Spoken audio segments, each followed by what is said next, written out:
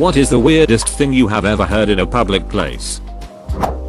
We were at the library for some writing when a guy on the phone at a nearby table suddenly said, "Yeah baby, I still love Sharknado." He said it so sincerely, like he was trying to defuse a possible fight. The argument for them with someone like, "It's like I don't even know you anymore, we don't even like the same stuff, I mean why am I the only one getting excited about movie night? Do you even like Sharknado anymore?" Standing in an elevator, headed to the ground floor of a Atlantic City hotel. Two guys get on dragging their bags and looking very hungover. Quiet. One guy says to his friend, "Things will go back to normal once we get home." His friend says back, "Not after that. I'd love to hear the story behind this one. You just know some weird shit happened." Walking down the street, I overheard guy in a suit on the phone saying, "I just figured we'd better talk about the sandwich thing cause I have a feeling it's going to come to a head pretty fast. I cannot conceive of any sandwich thing that could do that." Flashbacks to the "Am I the a-hole guy who ate 3 feet of sandwich?" Link for those who want it. Link. Overheard at my university student center. I've been having sex for years and not once has anyone told me I was doing it wrong. There's people out there who do it wrong their whole ducking lives. An old lady to another old lady on the bus. I tried reading the Kama Sutra. I thought it would be erotic but it just made me very angry. I love this one.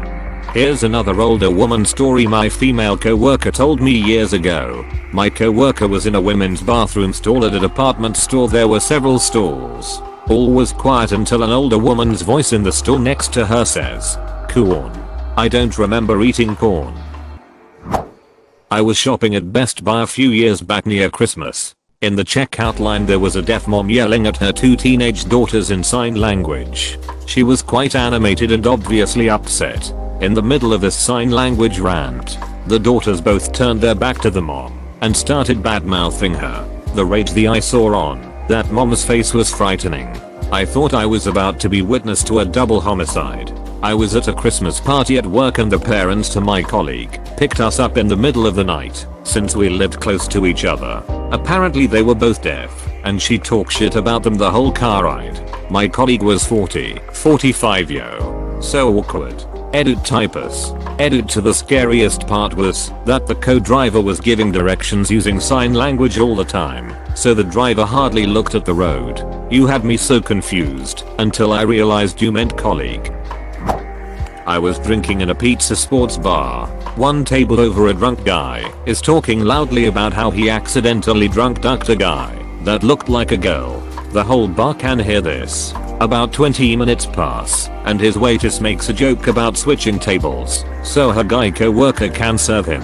He instantly got pissed off and accused his friend of telling the waitress his story and tried to fight him.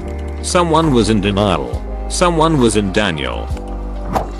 Before a district court hearing, shortly before it was pointed out to the attorney that there were consultation rooms available so that's your defense. He may be a drug dealer and a convicted sex offender, but he's not a thief. I want to be on the jury for that case, laughing my butt off. I was on a jury for a case where the defense was I shot the cop because I'm a drug dealer and I thought I was being robbed. It didn't work. I was in a holding cell waiting for my turn in court. This guy that I knew was in the courtroom. The judge said, 6 months. The guy says to the judge, "I can't do no 6 months." Judge told him, "Okay, take a year." Bangs the gavel. That means it's over. This guy comes back to the holding cell and says, "I think I ducked up." Too funny. It was like a sitcom. A couple having an argument in a pub on the next table that got louder and louder and culminated in the woman yelling, "Then why won't you eat my pussy?" Also in a bar, I once heard a woman saying to her man, probably, "You shouldn't complain that I just lie there. You should be happy with the fact that I at least give you warmth." Story from a friend. She was browsing the tampon aisle. A random woman comes up to her, points to one of the budget brands, and says, "Don't buy those ones. They come out when you cough." This is solid advice from one lady to another. Yay sisterhood. Heard a guy saying to another guy coming out of a gas station. He wears a scarf around his neck so you can't see where he's decaying. I have never been so painfully curious. The girl with the green ribbon. Rita, thanks for the awards. Dang. My best friend and I loved that story when we were young. I stole a chainsaw and now I don't know what to do with it. Obviously go around acting like Leatherface. Double points if you act out his kills. Someone was taking a shit and eating and talking on the phone. I was disgusted and impressed with the multitasking. Oh god. An old housemate of mine used to do this. My bedroom was right next to the bathroom and the walls in that house were made of crepe paper and hope. So I could hear in perfect clarity every single time he went for a shit, cracked open a cold can of beer, and had a speakerphone conversation with his mother about his job. His diet was 50% fizzy drinks and 50% kombucha, so he used to shit through the eye of a needle. He once used up a roll and a half of toilet paper in one sitting. How he managed to sustain a lengthy phone conversation while all the known world was exploding out of his asshole remains one of the greatest unsolved mysteries of our species. Dropping a coffee off to my girlfriend at work. Guy out front of the studio is on the phone and the brief bit I caught was I didn't mean to have sex with that sister. Whoops. Was it Alexander Hamilton? I heard a girl talking on the phone and the conversation went something like this. So I was sitting outside on a park bench, talking on the phone, when suddenly a chipmunk fell right into my hand. Like it fell directly into my hand, and I got so freaked out that I threw it as far as I could. I literally launched a chipmunk across the park. Imagine if that was the chipmunk's plan all along. Like it was in a hurry to get somewhere, so it dropped into her hand figuring she would launch it. That's nuts, man. I was having dinner in a Thai restaurant and overheard a blind date in the booth behind me. Well, thank you, but I'm going to get going. Oh, already? I'll walk you out. No, stay here and enjoy your beer. Can I call you later? Long pause. I'll have to let you know. I got set up with my dad's girlfriend's friend's niece, and I'm meeting her tomorrow. And I am terrified of this happening, lol. Don't worry, we will be here to F you tomorrow. Why do I need to date at all if you guys can just F me instead? Man and woman examining a parcel they just picked up from the post office. Woman examining label Ukraine. What have you been ordering now? Man, oh, that'll be the gas masks. Reminder, old military gas masks are usually dangerous. They might contain asbestos, for example. I'll keep you updated on the blowjob front. All quiet on the blowjob front. I recently overheard a group of 20-somethings talking about this giant octopus in our nearby aquarium.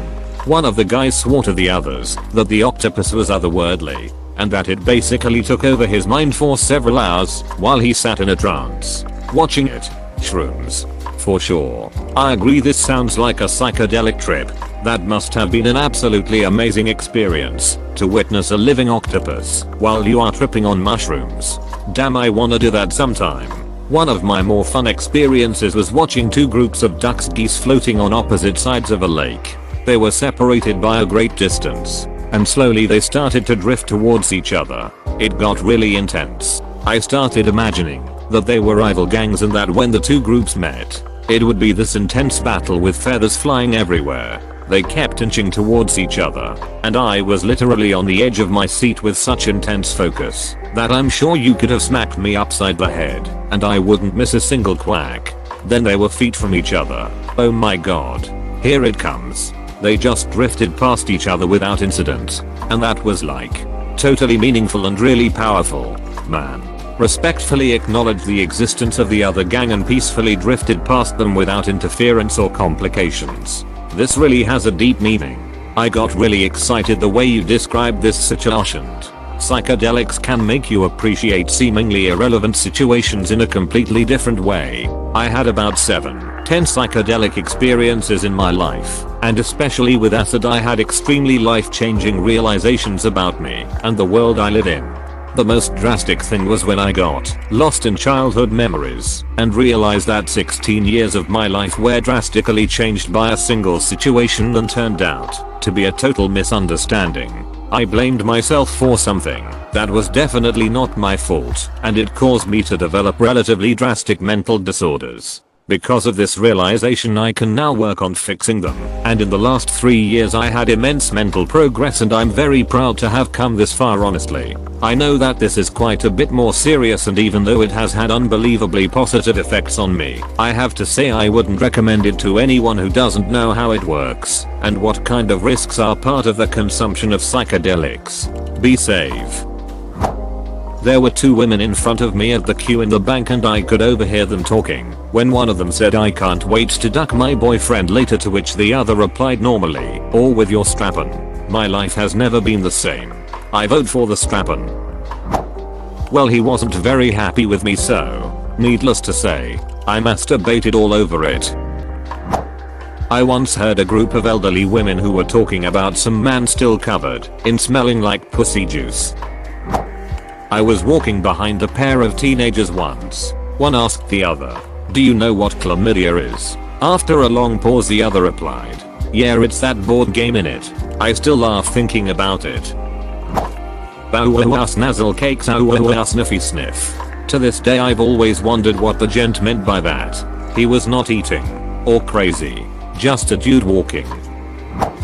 In college, I was taking a psychology class. The professor was asking students about what makes them upset. One girl raised her hand quickly and went on a rant about the good for nothing, useless piece of shit that got her pregnant. She ranted for 5 minutes about how he doesn't pay child support, never wants to see his daughter, but keeps trying to get back in her pants, even though she knows he's already gotten at least 2 other girls pregnant. The professor, an older woman, was a little taken aback and tried to give her advice, saying that group therapy between them would be beneficial, and that while a romantic relationship was probably not a good idea, a good civil relationship as parents was necessary, and that he should understand that as a parent he has both emotional and financial obligations to his daughter. Then she said, "Do you think that is something he would be open to?" To which the girl replied, "I don't know. Why don't you ask him? He's sitting right over there. Poor son of a bitch was in the class, lol." At a huge outlet mall in Pennsylvania, there was a little girl and her rather rough looking mom. The little girl was saying, "But mom, why do we have to lie? I'm pretty sure they were about to scam the shit out of the place." Oh man. One day I overheard a little kid tell her grandma that she doesn't like hiding things. The old lady had been acting kinda shady, so I went to the cashier and told them I think the little kid was being used to shoplift. I used to work at a department store and people will absolutely use children to shoplift, hiding the items in their strollers or the kids' clothes. One lady even sent her child to play in the parking lot as a distraction, as the whole store went into alert while trying to find the mother of this child who was running in front of cars. Security cam footage showed her sending him out, then stuffing panties into her other kid's stroller the whole time we were paging about a found child. And of course she was pregnant with another one. Then she just casually strolled up and claimed him and left if the loss prevention officer isn't on duty. No one else is allowed to apprehend a shoplifter. We also had this lady who used her mentally disabled husband to try and scam us with fake gift certificates. She would send him to the registers with the fake certificates, and then he would get really confused and upset at why we were not taking his money. He was very mentally disabled. A few times in the past the cashiers had folded under pressure and accepted it, so the lady kept coming back with him. It took a bit to put it together that it was the lady coming in and masterminding it, as she would stay back from him and meet up with him after, and to even realize that this had happened a few times before. Sometimes it takes a bit to put the patterns together as it's not always the same people working. I'm sure she used him for plenty of scams, not just our store, and I wouldn't be surprised if she even married him in the first place to get whatever benefits and disability checks he might be getting. The bottom line is plenty of people are huge pieces of shit. Not that strange I guess, but I was in the bathroom at a Target once and I heard a kid in the stall say, "Daddy, are you pooing?" And the dad in a sad defeated voice replied, "Say yeah." Oh man, I have two.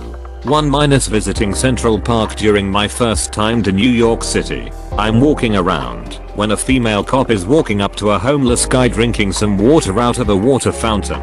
She seemed to know him. No, Charles, I don't drink that water, ain't you seen Robocop?